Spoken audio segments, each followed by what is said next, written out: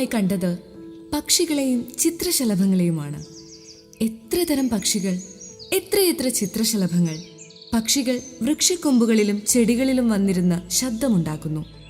ചിത്രശലഭങ്ങൾ പല നിറങ്ങളിലുമായി വെയിലിൽ പ്രകാശിച്ച് മുറ്റത്ത് പറക്കുന്നു. ഭൂഗോളത്തിൽ ചിരിപ്പിടിയോളം ഭാഗത്തിന്റെ ആജീവനാന്ത അവകാശിയായി തീർന്നതോടെ ഭാവി ജീവിതം സുരക്ഷിതമെന്ന് വിശ്വസിച്ചു പോന്ന വൈക്കം മുഹമ്മദ് ബഷീർ തിരിച്ചറിഞ്ഞു ഭൂമിയുടെ അവകാശികൾ ആരെല്ലാമാണെന്ന്. എണ്ണിയാലൊടുങ്ങാത്ത ജൈവ വൈവിധ്യമാണ് ഭൂമിയുടെ അവകാശികൾ. ഈ വൈവിധ്യം തന്നെയാണ് നമ്മെ നിലനിർത്തുന്നതും. ഈ നിലനിൽപ്പ് തുടരണമെങ്കിൽ ജൈവ വൈവിധ്യം സംരക്ഷിച്ചേ മതിയാകൂ. ഈ സന്ദേശം ഓർമ്മിപ്പിക്കുകയാണ് ഇന്ന് മെയ് 22 ലോക ജൈവ വൈവിധ്യ ദിനം, international day of biodiversity. B part of the plan.